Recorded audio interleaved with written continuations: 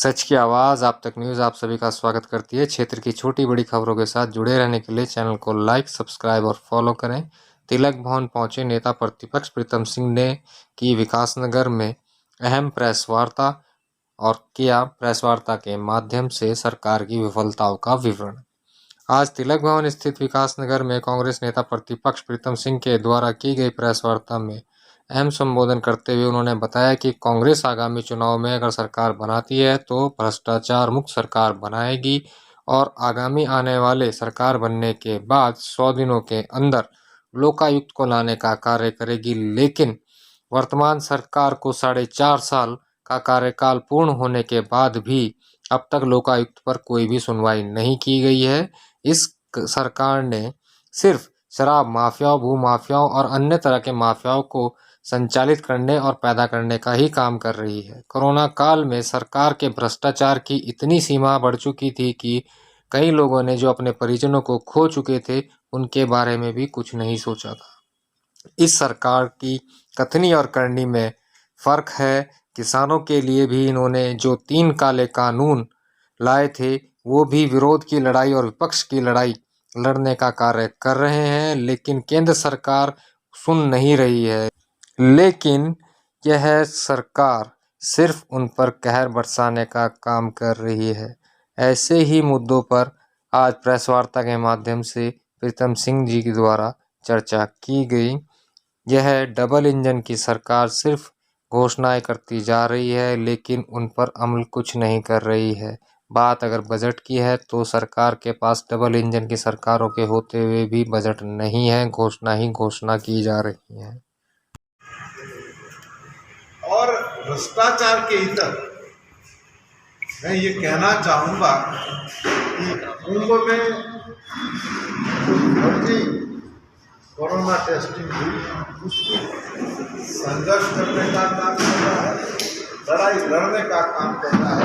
लगभग 600 से ज़्यादा किसानों की शहादत हुई है, लेकिन केंद्र की सरकार देश के प्रधानमंत्री के स्थान पर झूठ तक नहीं रैंक। और इन 3 काले कानूनों के विरोध में किसानों पर जिस तरीके से सत्ता में बैठे हुए लोग जिस तरीके से अभी जो है देश के अंदर ये किसान आंदोलन चल रहा है और उत्तराखंड में क्या असर इसका पड़ रहा है? देखिए, सत्ता में बैठे हुए लोगों ने किसानों से ऋण माफी का वादा किया था, उनकी आय दुगना करने का वादा किया था। ये दोनों वादे तो सरकार भूल गई, लेकिन हम तो हमारे 2 की तर्ज पर किसानों के हितों के विपरीत 3 काले कानून सत्ता में बैठे हुए लोगों ने थोपने का काम किया, जिसका किसान पुरजोर तरीके से आज की तारीख में भी विरोध कर रहे हैं। लगभग 600 से ज़्यादा किसानों की शहादत हुई है, लेकिन सत्ता में बैठे हुए लोगों के कान पर जूं तक नहीं रेंग रही।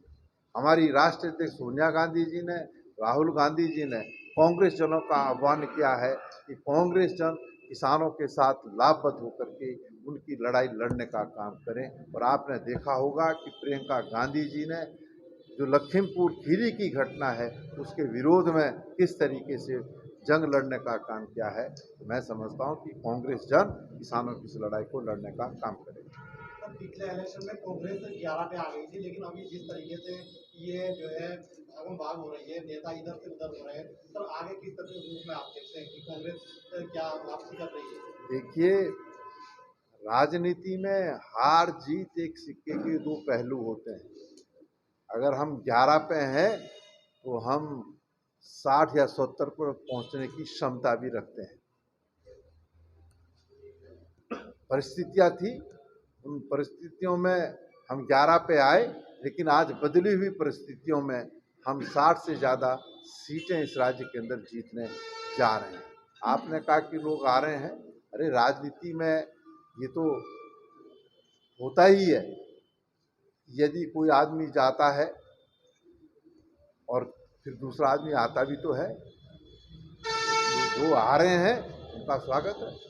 तो जिस प्रकार से हरीश रावत जी का बयान था कि वो लोग माफी मांगे जिन्होंने ये कृत्य किया है, तो किस रूप में देखते हैं, क्या इस रूप में? देखिए, हरीश रावत जी हमारे वरिष्ठ नेता हैं, राष्ट्रीय महासचिव हैं, और CWC के सदस्य हैं, प्रदेश के पूर्व मुख्यमंत्री। उन्होंने जो बात कही है वो उन्होंने प्रदेश के परिप्रेक्ष्य में कही है। जो बात उन्होंने कही है उनकी बात में कोई आपको क्या गंभीरता नहीं लगती, लेकिन मैं कहता हूं कि राजनीति में कभी दरवाजे बंद नहीं होते हैं, खुले रहते हैं। खुले दरवाजे से बहुत सारे लोग जाते हैं, बहुत सारे लोग आते हैं, और इस परिप्रेक्ष्य में राष्ट्रीय नेतृत्व भी अहम भूमिका अदा करने का काम करता है। राष्ट्रीय नेतृत्व जो निर्णय लेगा वो हरीश राव जी को या मुझे सबको मान्य होगा। हरीश राव जी निश्चित रूप से अपनी जो भावनाएं हैं उन भावनाओं से जो है केंद्रीय नेतृत्व को भी अवगत कराएंगे।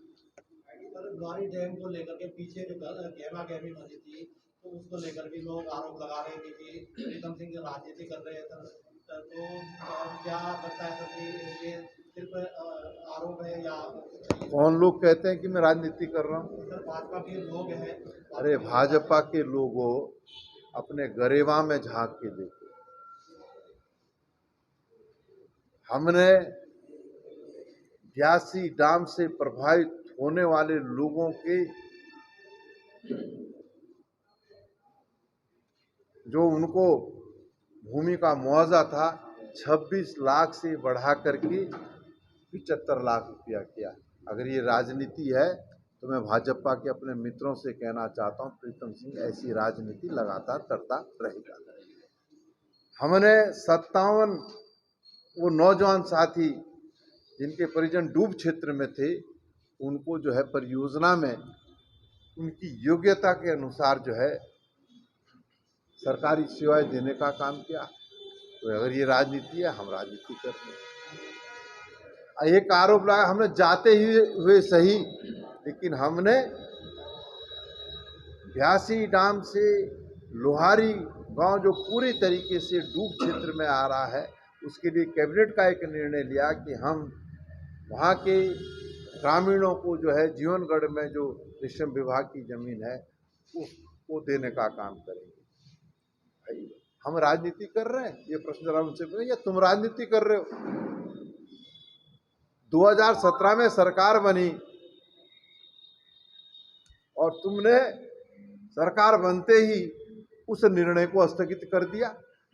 अगर इतना साहस था भाजपा में, सरकार में, तो निरस्त करते ना निर्णय को, स्थगित करा। और स्थगित करने के बाद 2021 में उस निर्णय को निरस्त करने का काम किया। और जब लोहारी के लोग वहां आंदोलन कर रहे थे, उनको आंदोलनरत होते हुए 117 दिन हो गए, 117 दिन हो गए, और 117 दिन तक जो है मैं वहां नहीं गया। मैं जानता था कि अगर मैं वहां जाऊंगा तो सत्ता में बैठे हुए लोग कहेंगे कि ये इसमें राजनीति हो रही है, कांग्रेस के इशारे पर हो रहा है, तो वो लोहारी के लोगों का पुनर्वास नहीं करेंगे, उन्हें जमीन नहीं देंगे। हमने नहीं करा। लेकिन जब निर्णय निरस्त हो गया, जब लोहारी के शांतिपूर्ण तरीके से आंदोलन कर रहे लोगों को उठाने के लिए पुलिस बल गया, तो हाँ, प्रीतम सिंह एक बार नहीं 2 बार लोहारी गया, और जब मैं लोहारी गया तो पुलिस बल उनको उठा नहीं पाया। मेरी अनुपस्थिति में पुलिस बल ने रात के 5 बजे जिस तरीके से उनको उठा करके जेल भेजा, हम इसकी कड़े शब्दों में निंदा भी करते हैं, भर्त्सना भी करते हैं, और भाजपा के लोगों से कहना चाहते हैं कि भारतीय जनता पार्टी के और सरकार के इस कृत्य को पूरे उत्तराखंड के लोग देख रहे हैं और वो वक्त का इंतजार कर रहे हैं। 2022 आने दीजिए, सबको जो है उसका खामियाजा भुगतना पड़ेगा। प्रधानमंत्री नरेंद्र मोदी जी का भी अभी उत्तराखंड में दौरा था, तो लगातार अभी सरकार भी अभी विकास के जो लगातार घोषणाएं कर रही है, इसका क्या आगे? प्रधानमंत्री नरेंद्र मोदी जी का दौरा था तो वो दौरा ही रहा। अब उस दौरे को आप किस तरीके से परिभाषित करते हैं, आप पर निर्भर करता है। उसको दौरे के रूप में, या दौरा एक दिल का दौरा भी पड़ता है, मिर्गी का भी दौरा पड़ता है, तो कैसे फर्क है, यहाँ पर निर्भर कर। दौरा करा, क्या मिला बताओ ना, क्या मिला? नहीं, आप क्या मिला? आज जो अभी सुनो, जो मुख्यमंत्री जी अभी घोषणा कर रहे हैं उनके परिप्रेक्ष्य में जो है रक्षा मंत्री जी ने कहा कि वो नाइट वॉचमैन के रूप में है, और क्रिकेट की भाषा में नाइट वॉचमैन किसको भेजा जाता है, जो सबसे कमजोर खिलाड़ी होता है, ताकि वो रात्रि सायकाल का जो खेल होता है उस खेल को जो है टुकर टुकर करके जो है किसी तरीके से अगले दिन के लिए जो है निकाल दे। तो नाइट वॉचमैन से क्या उम्मीद कर सकते हैं आप? जो घोषणाएं हो रही है उसके लिए पैसा कहाँ है, ये तो बताए। कौन सा पैकेज भारत सरकार ने दिया है? डबल इंजन अभी तक स्टार्ट नहीं हो पाया है। सर 2022 को लेके कांग्रेस के मत क्या है?